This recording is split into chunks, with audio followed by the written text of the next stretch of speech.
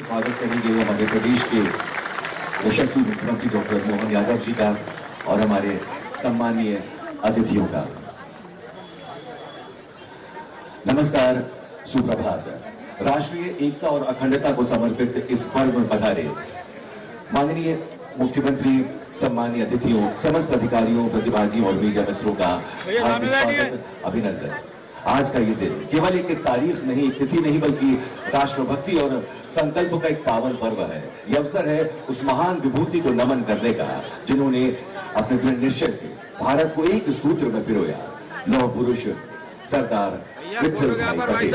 आइए जोरदार करतल ध्वनि से भारत के पहले गृह मंत्री एवं उप प्रधानमंत्री को नमन करें और माननीय प्रधानमंत्री जी के नेतृत्व में जिन्होंने इस पर्व की अनुशंसा की है, इस राष्ट्रीय एकता के पर्व का शुभारंभ करें।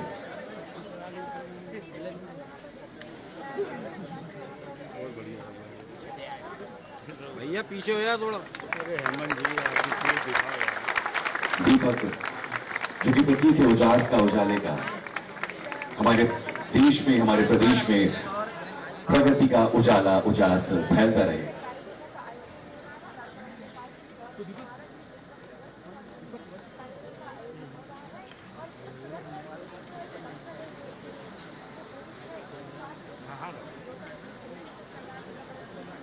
दीप प्रज्वलन के साथ ही हम अनुरोध कर रहे हैं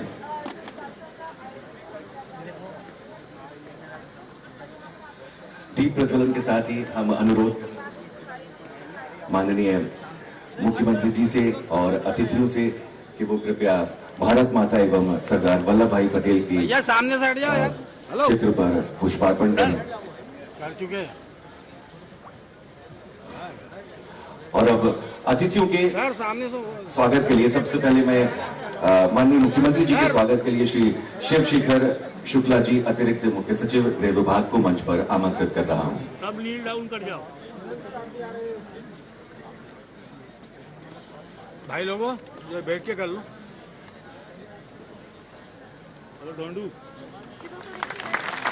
इसके बाद अनुरोध श्री पंकज श्रीवास्तव, विशेष पुलिस महानिदेशक, एंटी नक्सल ऑपरेशन।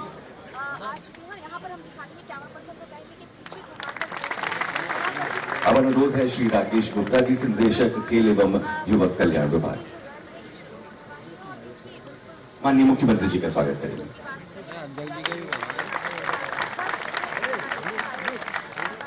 माननीय हेमंत खंडेलवाल जी, भाजपा प्रदेश अध्यक्ष मध्य प्रदेश के स्वागत के लिए हम अनुरोध कर रहे हैं श्री हरि नारायण मिश्रा, पुलिस कमिश्नर। बैठ जाओ नीचे यार, आवाज लगा जब बैठेंगे, ऐसे नहीं बैठेंगे।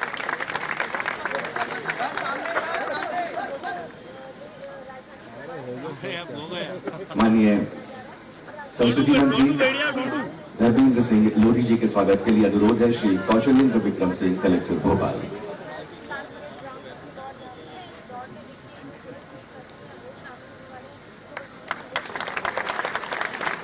माननीय राज्य मंत्री श्रीमती कृष्णा गौर जी के स्वागत के लिए श्री विवेक सिंह, पुलिस उपायुक्त जोन 2 भोपाल से अनुरोध।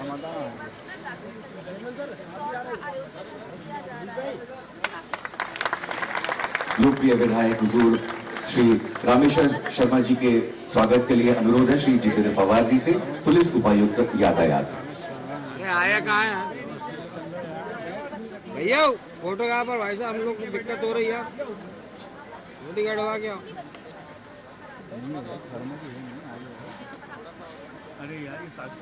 लोकप्रिय विधायक भगवान दास सपनानी जी के स्वागत के लिए श्री आशुतोष गुप्ता, पुलिस उपायुक्त जोन 1 भोपाल।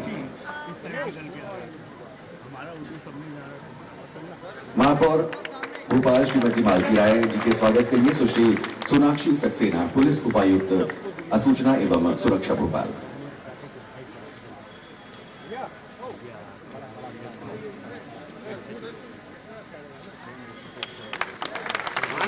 श्री अनुराग जैन, मुख्य सचिव मध्य प्रदेश के स्वागत के लिए फिर से एक बार अनुरोध है श्री हरि नारायण चारी मिश्र, पुलिस कमिश्नर भोपाल। श्री शिवशेखर शुक्ल जी के स्वागत के लिए अतिरिक्त मुख्य सचिव गृह विभाग के स्वागत के लिए श्री मयूर खंडेलवाल, पुलिस उपायुक्त भोपाल, जोन 4।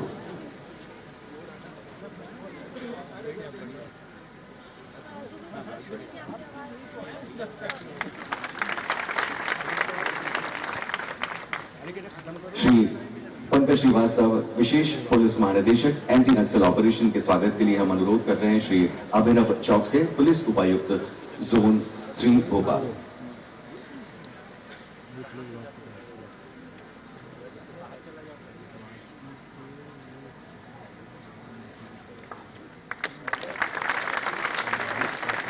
श्री राकेश गुप्ता, निदेशक खेल एवं युवक कल्याण के स्वागत के लिए अनुरोध एक बार फिर से श्री विवेक सिंह, पुलिस उपायुक्त जोन 2 भोपाल से।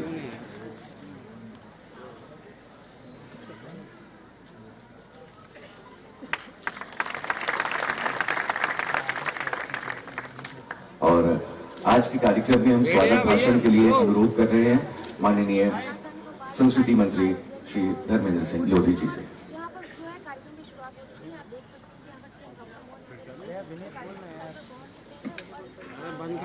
बोलिए भारत माता की, भारत माता की। आज के इस राष्ट्रीय एकता दिवस के कार्यक्रम में मंच पर उपस्थित प्रदेश के यशस्वी मुख्यमंत्री आदरणीय मोहन यादव जी, भारतीय जनता पार्टी के यशस्वी प्रदेश अध्यक्ष माननीय श्री हेमंत खंडेलवाल जी, साथी मंत्री श्रीमती कृष्णा गौर जी, माननीय विधायक भगवान दास सबनानी जी, भोपाल की महापौर श्रीमती मालती राय जी, अपर मुख्य सचिव श्री शिवशेखर शुक्ला जी, श्री पंकज श्रीवास्तव जी, श्री हरिनारायण चारी जी, श्री राकेश गुप्ता जी, श्री रविंद्र यति जी, श्री अवधेश गोस्वामी जी, श्री कौशलेंद्र विक्रम सिंह जी, श्री विवेक सिंह जी और इस कार्यक्रम में उपस्थित सभी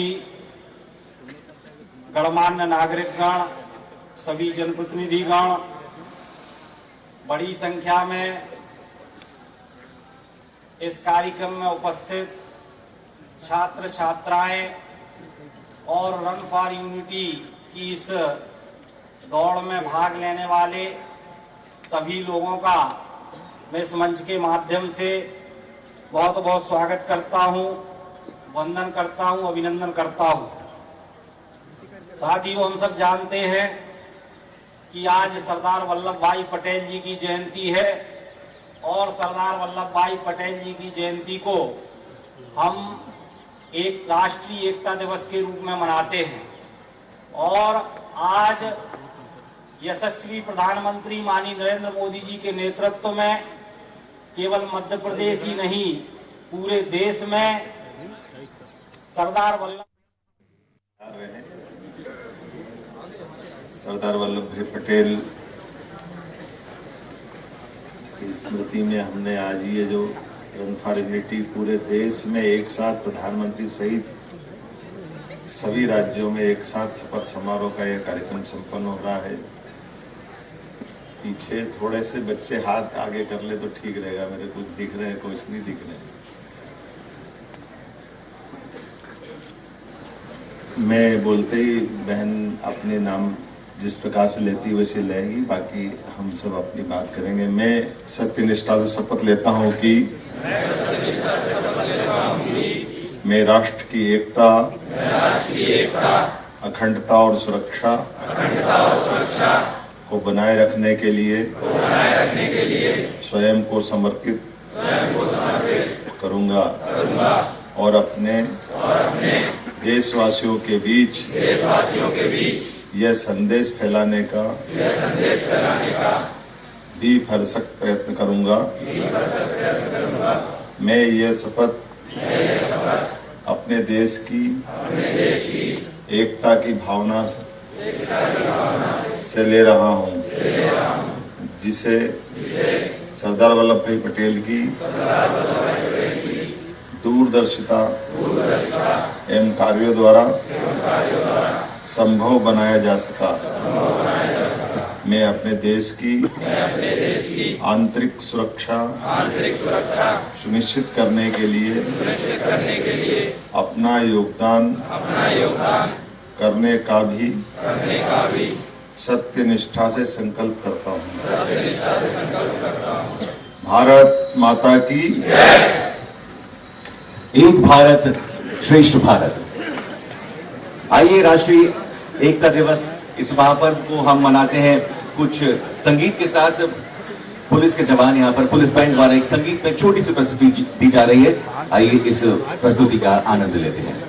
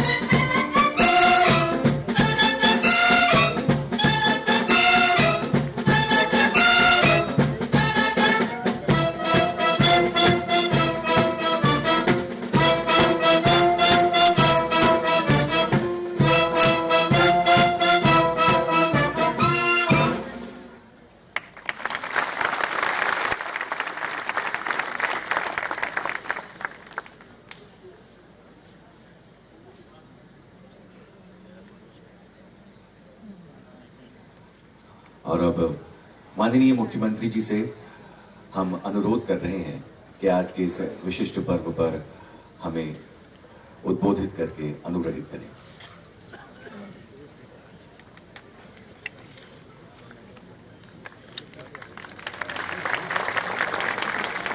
आज के इस कार्यक्रम में मंच पर विराजमान हमारे माननीय विधायक और प्रदेश के अध्यक्ष माननीय हेमंत खंडेलवाल जी, माननीय मंत्री श्रीमती कृष्णा गौड़ जी, माननीय मंत्री संस्कृति श्रीमान धर्मेंद्र लोधी जी, माननीय महापौर श्रीमती मालती राय जी, माननीय अध्यक्ष रविंद्र यति जी, माननीय विधायक भगवान दास सबनानी जी, एसीएस शिवशेखर शुक्ला जी सहित सभी पुलिस अधिकारीगण, इस अवसर पर आमंत्रित आप सब प्यारे मित्रों, सरदार वल्लभ भाई पटेल। और वैसे तो ये मान के चलो कि 20वीं शताब्दी के दरमियान जब परमात्मा की लीला है कि देश आजाद होने की तरफ कदम बढ़ाता है, तो कई सारी हस्तियों ने अपने अलग अलग प्रकार के अपने अपने योगदान से वो सब कुछ देने का प्रयास किया, जो कभी कभी हमको लगता है कि ये ऐसा हुआ कैसे होगा और कैसे हो सकता है। लेकिन उन सारे आशय और एक तरह से ऊर्जा और उत्साह के साथ समझदारी भरे निर्णयों में से एक निर्णय और एक नाम सरदार वल्लभ भाई पटेल का भी आता है। सरदार वल्लभ भाई पटेल मूलतः एक साधारण किसान परिवार से निकले हुए व्यक्ति, जिनके बड़े भाई विट्ठल भाई और वो वल्लभ भाई। वल्लभ भाई ने अपने भाई के कहने पे ही विदेश में जाकर के ला की शिक्षा भी ली, बड़े भाई ने भी उस प्रकार से नाम कमाया। लेकिन ये दो भाइयों की जोड़ी ने अपना योगदान, तत्समय में तो विट्ठल भाई बड़े नेता थे, बड़ा नाम था, लेकिन वल्लभ भाई ने अपने वकालत के दरमियान बड़े उनके जीवन के कई आश्चर्य भी जुड़े हुए। जब गांधी जी सत्याग्रह की तरफ बढ़ते तो वो शुरू में झिझकते थे इस पूरे मामले में। उनको दृढ़ता के साथ इतने बड़े संघर्ष में इस मार्ग से कैसे कोई बढ़ सकता है, बड़े मन में उनके। लेकिन जब उनके अपने किसानों के ऊपर टैक्स लगा करके किसानों के अनुनय विनय सब प्रकार से की गई अंग्रेजों के सामने कि भाई ये इनको टैक्स नहीं देना चाहिए, अगर अकाल पड़ गया है, लोग भूखे मर रहे हैं, परेशान हो रहे हैं। लेकिन जैसा कि हम सब जानते हैं उस दौर में इन सब बातों का कोई वजन नहीं था, कोई महत्व नहीं था। उस विवस्था भरे माहौल में उस एक तरह से आक्रोशित भाव से सरदार वल्लभ भाई पटेल महात्मा गांधी जी के पास जाते हैं और महात्मा गांधी जी ने सहजता के साथ उस आंदोलन में उनका साथ देकर के जो भूमिका अदा की। और वो दिन है कि बाद का पूरा समय हम सबको याद होगा कि बाद में सरदार वल्लभ भाई पटेल बारडोली के उस आंदोलन के बाद तो सरदार की उपाधि से जाने गए, और बाद का नमक आंदोलन हो या आजादी का कोई सा भी आंदोलन जिसको महात्मा गांधी जी ने शुरू किया, प्रत्येक आंदोलन की बैकबोन करके उसकी मूल भूमिका में अगर कोई पूरे आयोजन की सफलता में कोई रहा है तो उनका नाम है सरदार वल्लभ भाई पटेल। उनका वो योगदान वाकई अद्वितीय। और जो उनने प्रश्न जो उनके लिए गए स्टेप है, वो एक एक स्टेप हमको अपने आज भी इस दृष्टि से बड़ा समसामयिक होंगे। केवल कल्पना करें कि भारत छोड़ने के समय तक जब अंग्रेजों ने तय कर लिया कि भारत छोड़ के जाना है, और भारत छोड़ने के निर्णय के समय एक भयंकर षड्यंत्र करके अंग्रेज जाने की तरफ तत्पर हुए, जिस बात को लेकर अंग्रेजों ने उसके बीज पहले से डाल दिए। उनको मालूम था आज नहीं तो कल हमको जाना होगा, लेकिन जाने के पहले उस देश के टुकड़े टुकड़े देखना चाहते थे, इसलिए कई सारे कारण उनने खड़े करना प्रारंभ कर दिए। उसमें से एक बड़ा कारण उनने कर दिया कि देश का विभाजन का, जब उनने अपना घटनाक्रम और बाकी बातें बताई, उस देश की विभाजन की विभीषिका में देश को सुरक्षित कैसे रखना, उस माहौल में अपने आप को बचा के कैसे चलना। और हम सब देखते कि चाहे जो करना पड़े, अंग्रेज वो सारे षड्यंत्र कर रहे थे कि वो JNK प्रकरण उनका इस देश से पकड़ नहीं छूटे, लेकिन 1942 के बाद के हालात ऐसे रहे कि अंग्रेजों को अंततः जाना पड़ रहा है। ऐसे में उनने भारत पाकिस्तान के विभाजन की विभीषिका लिख दी गई। उसके बाद तुरंत उनने उसी के साथ 562 रियासतों को भी फ्री करने का जो निर्णय किया। आप अंदाज लगा लो कि वो 562 रियासतें, जिनमें से हमारा भोपाल भी एक है। आप केवल कल्पना करो कि पाकिस्तान का SBI, जिसको पाकिस्तान हमारा जो वर्तमान में भारतीय स्टेट बैंक है, यहाँ का पैसा उठा करके यहाँ के राजा भी पाकिस्तान में भिजवा देते। और ये शहीद हैदराबाद, जूनागढ़, ऐसी कई स्टेट जो मिलने से मना कर देते कि हमको भारत में नहीं मिलना, लेकिन इनके पास ये केवल स्टेट अपने आप में कागज पे नहीं थे, ये वाकई में उस राजा महाराजा के उस दौर में अपने आप में सर्व साधन युक्त, सेना युक्त, अपने अर्धसैनिक बल, सैनिक बल सबके साथ वो अपनी इच्छा पे छोड़ दिए गए थे अंग्रेजों के द्वारा कि आपकी इच्छा हो तो आप मिलो, अन्यथा आप अपने आप में स्वतंत्र हो। ऐसे में आजादी के साथ ही एक नेता जो देश का माहौल भारत पाकिस्तान के विभाजन से भयानक डरावना था, लेकिन ऐसे समय में अपनी युक्ति बुद्धि से एक एक करके सारे रियासतों के राजा महाराजाओं को तैयार करके एक भारत का नक्शा कैसे बनेगा, उस दिशा में तेज गति से, बहुत तेज गति से लगे। और जो जैसे भाव से समझ में आ रहा था उसको जोड़ते जा रहे थे, और जोड़ते जोड़ते इस बात का भी एहसास हुआ कि आज तो मैं इकट्ठा कर लूंगा, लेकिन कल क्या होगा। तो कल के लिए भी आज की हमारी जो भारतीय प्रशासनिक सेवा की ये जो अलग अलग प्रकार के IAS IPS अधिकारी जो रहते, इसकी रचना भी उनके द्वारा बनाई गई। जब वो गृह मंत्री के नाते से थे तो उन्होंने कहा कि भारत का दोबारा अगर विभाजन रोकना है तो हमको आंतरिक ताकत और आंतरिक तंत्र भी ऐसा मजबूत करना पड़ेगा जिसके भरोसे से भविष्य में ऐसी किसी चुनौती के आधार पर भारत उन सब बातों से निपटने में सक्षम होना चाहिए। तो भविष्य की युवा पीढ़ी, प्रशासनिक अधिकारी पीढ़ी, सभी प्रकार के वो सारे प्रबंध भी करने की आवश्यकता पड़ती। और इतना ही नहीं, और आगे कितना आगे देखा होगा, कभी अंदर देखो तो आश्चर्य लगेगा कि ये हमारे सारे प्रशासनिक अधिकारी तो तय किए ही किए।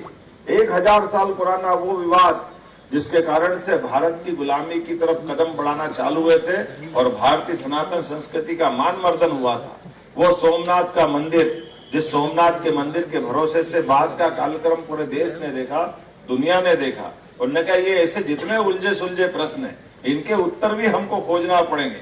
तो हम सब याद करें, सोमनाथ के मंदिर का तुरंत जीर्णोद्धार का काम भी सरदार वल्लभ भाई पटेल ने उठाया था।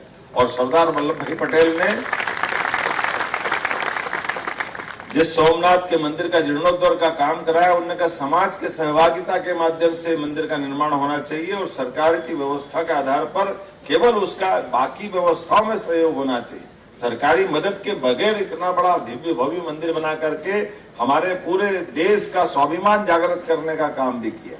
और हमने सबने देखा, अंततः सुप्रीम कोर्ट की मदद से इस लंबे संघर्ष के बाद सुप्रीम कोर्ट ने अयोध्या में भगवान राम का मंदिर की अनुमति दी और राम जन्मभूमि का स्थान अंततः सबके मन पे और सबके भावना के आधार पर आज भव्य दिव्य बना है। लेकिन ये प्रश्न तो पहले भी हल कर सकते। ये उसी प्रकार की भावना है जो मैंने आपको बताया है कि देश जब देश की आजादी की तरफ देश कदम बढ़ाता है, तब ऐसे महापुरुष रहते हैं जिसके माध्यम से भविष्य में उनकी इन सारी बातों की कीमतें होती ध्यान में आता है। आपने ध्यान दिया होगा, ऐसे एक नहीं, जम्मू कश्मीर के मुद्दे को उठा करके धारा 370 की घटना से लगा करके यूएन में ये विषय को ले जाना, ये भी गलती थी।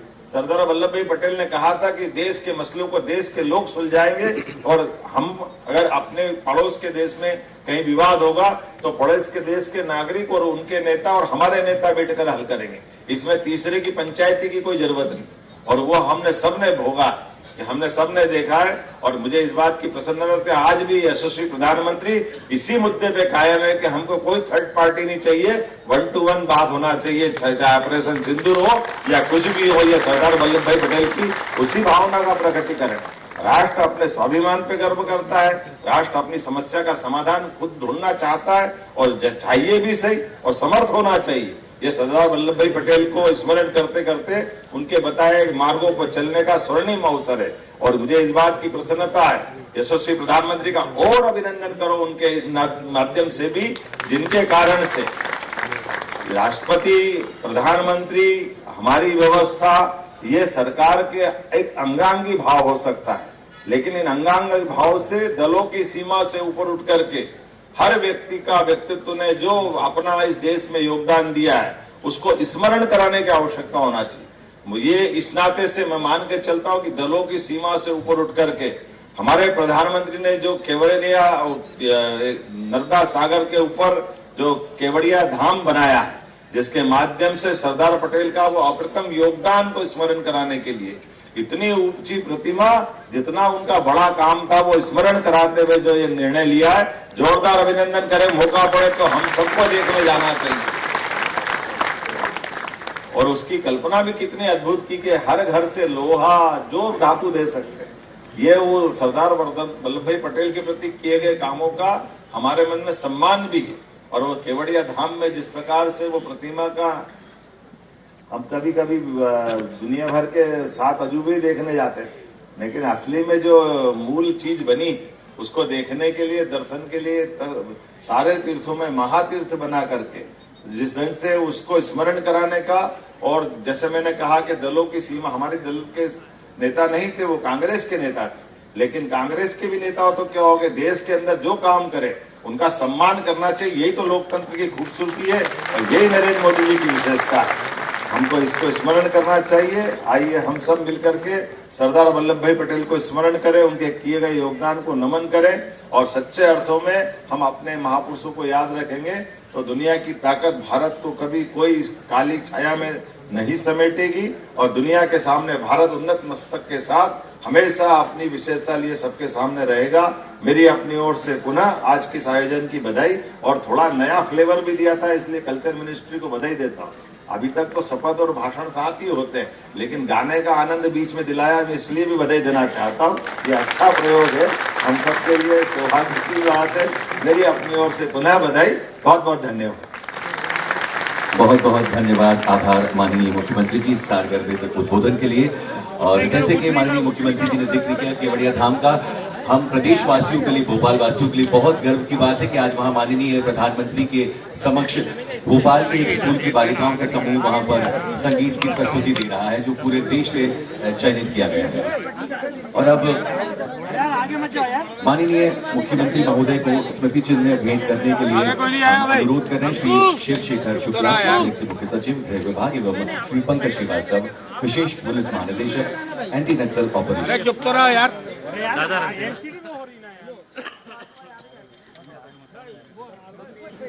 अरे ले लेना इमरान भाई।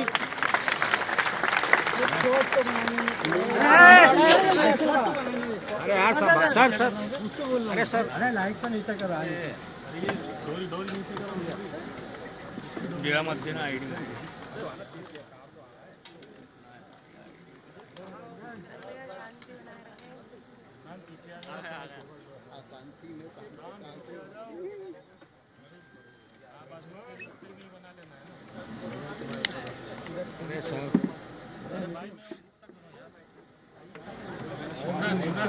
और अब आभार प्रदर्शन के लिए हम अनुरोध कर रहे हैं श्री पंकज श्रीवास्तव जी, विशेष पुलिस महानिदेशक, एंटी नक्सल ऑपरेशन।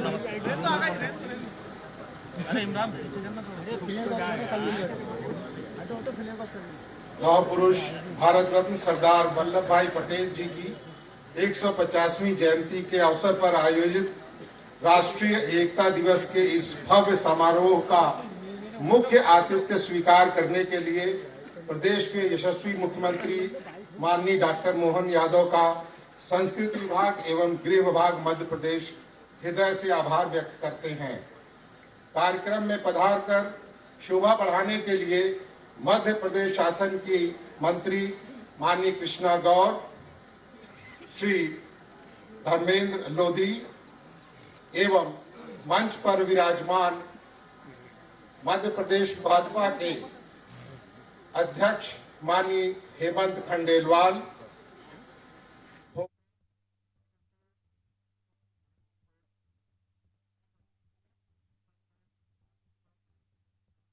जिनके कारण से ये जो हमारी भारतीय प्रशासनिक सेवा की इकाई खड़ी हुई, जिसके आधार पर आईएएस, आईपीएस से लेकर सभी प्रकार के अधिकारियों ने पूरे देश की अंदर की प्रशासनिक तंत्र को मजबूती देने का काम किया। सरदार वल्लभ भाई पटेल ने देश के आज़ादी के समय 562 से ज़्यादा रियासतों को मिला करके एक भारत दुनिया के सामने दृढ़ता के साथ कैसे खड़ा हो सके, इसका भी अपना जीवन का सर्वोच्च देने का प्रयास किया। इसी के साथ साथ हमारे द्वादश ज्योतिर्लिंग में से प्रथम ज्योतिर्लिंग सोमनाथ के मंदिर का पुनर्जीर्णोद्धार करा करके हमारे स्वाभिमान के साथ सनातन संस्कृति के आधार पर भारत की पहचान को पुनर्स्थापित करने का काम किया। उनके कई प्रकार के कामों को हम स्मरण करें और अतीत के उस काल में हुई गलतियों के आधार पर भी हमारे महापुरुष कितने कठिनाइयों के बीच भी सही मार्ग दिखाते हैं। ऐसे में सच्चे अर्थों में सरदार पटेल का नाम बहुत आदर से लिया जाना चाहिए। आज के इस अवसर पर पूरे प्रदेशवासियों को, देशवासियों को मेरी अपनी ओर से भी बधाई, और हम सब इस महापुरुष के खास करके उनके लिए बनाए गए पवित्र तीर्थ केवड़िया धाम को भी जरूर जाना चाहिए। हमारा प्रयास रहेगा हमारी सरकार के माध्यम से भी कि हम सब जाएं। मध्य प्रदेश सरकार की ओर से मैं स्वयं 11 तारीख को वहां अपने दलों के साथ हमारे निर्धारित कार्यक्रमों के आधार पर अपनी विनम्र श्रद्धांजलि अर्पित करने जाऊंगा। मेरी अपनी ओर से इस पूरे आयोजन के लिए बधाई। सर, एमपी स्थापना दिवस कल है और इस बार बहुत बड़ा कार्यक्रम हो रहा है। सम्राट विक्रमादित्य का नाट्य भी होना है। हर साल एक दिवसीय कार्यक्रम होता है, इस बार 3 दिवसीय कार्यक्रम है। मध्य प्रदेश की स्थापना दिवस और मध्य प्रदेश की स्थापना दिवस के साथ के सारे कामों के लिए जितने प्रकार से मेरी अपनी ओर से बधाई, और खास करके आपकी हमने उस कार्यक्रम को और बढ़ा के 3 दिन का कार्यक्रम करने का प्रयास किया है। और जैसा कि बताया गया, सम्राट विक्रमादित्य का महानाट्य ये अतीत के 2000 साल पुराने एक ऐसे महापुरुष को सामने लाने का प्रयास है जो लोगों के दिलों पे राज करते हैं। विक्रमादित्य नाम बोलते ही लोगों का हृदय एकदम स्पंदित हो जाता है, आनंदित हो जाता है। और विक्रमादित्य एक व्यक्ति के अंदर कितने सद्गुण हो सकते हैं उसका सर्वोच्च प्रतिमान है, जिसके आधार पर वीरता, न्यायशीलता, दानशीलता, अपनी जनता की बेहतरी के लिए अपनी जान की बाजी लगाने के लिए भी जो तत्पर रहता है। विक्रमादित्य और बेताल, विक्रमादित्य और 32 पुतलियों का सिंहासन, कई सारी घटनाओं को जोड़ करके महानाट्य के माध्यम से उस इतिहास को जीवंत करने का प्रयास मध्य प्रदेश सरकार के द्वारा 2 और 3 को होने वाला है। आइए हम सब मिलकर के ये तीनों दिन के कार्यक्रम के साथ साथ पूरे प्रदेश में मध्य प्रदेश का स्थापना दिवस मनेगा और मध्य प्रदेश का स्थापना दिवस यशस्वी प्रधानमंत्री के आशीर्वाद से जब जीवन के सभी क्षेत्रों में सरकार सबकी कल्याणकारी योजनाओं के आधार पर आगे बढ़ रही तो स्थापना दिवस भी उस गरिमा के अनुरूप होना चाहिए, इसलिए 3 दिवसीय करने की परंपरा प्रारंभ की है। मेरी अपनी ओर से सबको बधाई।